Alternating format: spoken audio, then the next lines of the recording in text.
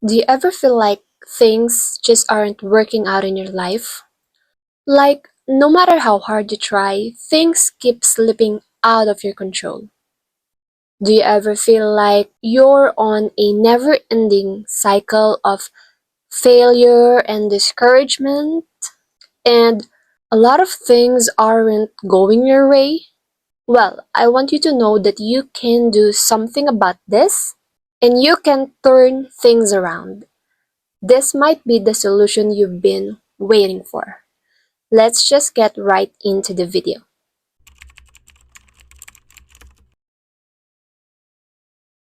So in life, there are two kinds of feedback you might encounter, the positive and the negative.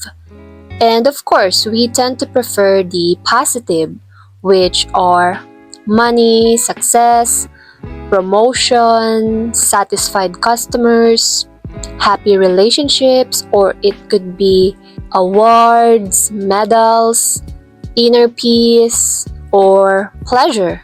It feels better, right?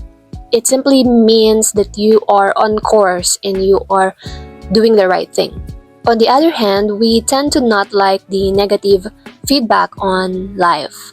For example, lack of results, lack of money, failed relationships, criticism, complaints, unhappiness, conflicts, loneliness, or pain. Who likes that, right? Nobody wants that. However, there are so much more insights and data on the negative feedback. It tells you one thing, that you are off course or you might be heading on the wrong direction, doing the wrong thing.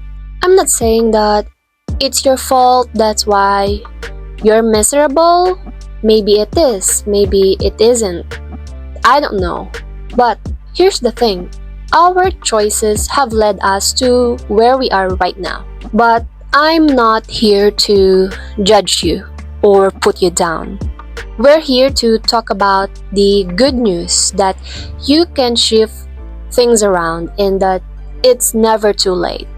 And you can use the feedback to your own advantage.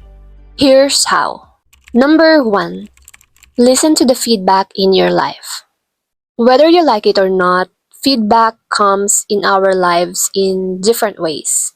It might come verbally from a colleague or a friend or a family member, or it could be a letter from the bank about your credit situation. It could also be positive, like having a special opportunity that comes your way. Whatever it is important to listen to the feedback. Simply take a step and listen, and then take another step and listen more. And if you hear, nope, of course, wrong direction, then you have to stop, adjust your course, and take a different step towards the direction you believe might be the right one. Just keep listening. Oftentimes, you will have ideas and you will know exactly where you should go. Some other time, it might be the opposite of the first thing that you did. Whatever feedback you get, don't ignore them. And don't go against your gut. If it doesn't feel right to you, it probably isn't. Number two, listen externally to what others may be telling you. Sometimes life's feedback comes through the people who care about us. Maybe your parents have been guiding you since then and you just don't want to listen and now you're miserable. Or maybe your sibling has been telling you to don't date that guy or girl, but you did it anyway and now you're stuck in a toxic relationship. Or maybe your best friend has been encouraging you to invest in yourself, inviting you to church, conferences, or things that could change and improve the quality of your life. But Instead, you keep choosing the temporary pleasures that leaves you feeling empty, and that party scene every Friday night, and surrounding yourself with people who don't push you to grow. While it is important to listen to the feedback from others, not all of it is useful or accurate. Always consider the source.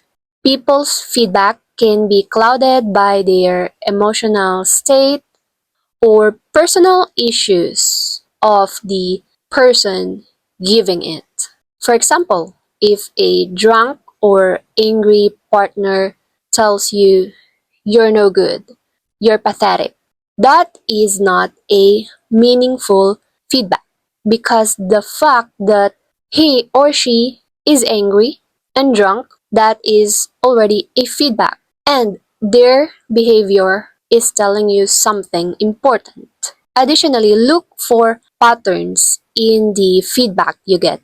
Like if one person tells you something and he or she is the only one telling you that, it probably might not be true. But if several people are telling you the same thing, there's probably some truth in it.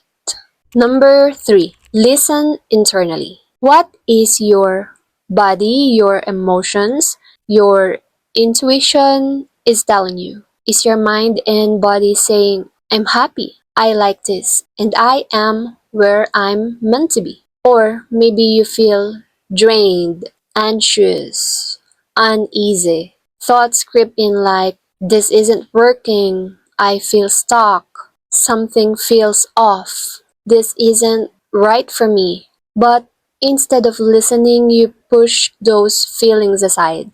What if these feelings are trying to guide you? And yes, it does.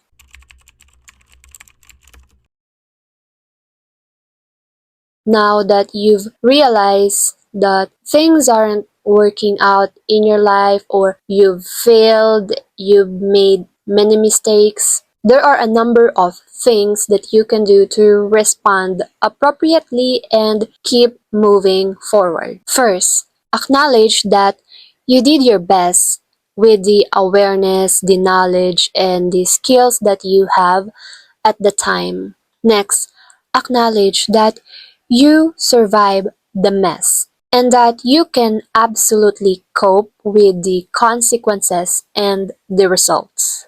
Third, I want you to write all the insights and the lessons you've learned from all the failure experiences. Read through it and make a list of ways to do it better next time. I personally did this exercise, which I learned from the book Success Principles, how to get from where you are to where you want to be. And of course, it hit me hard at first knowing that my current situation and all the things that aren't working out right now are just the results or the consequences of my previous choices. But here's the thing, I gave myself some grace and I forgave myself for all the wrong decisions that I've made.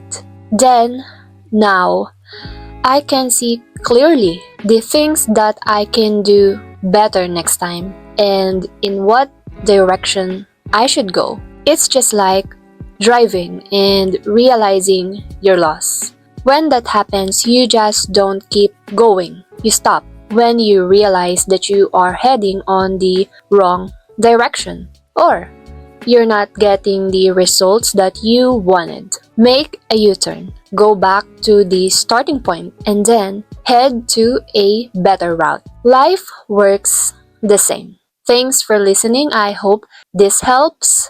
Take care and keep going.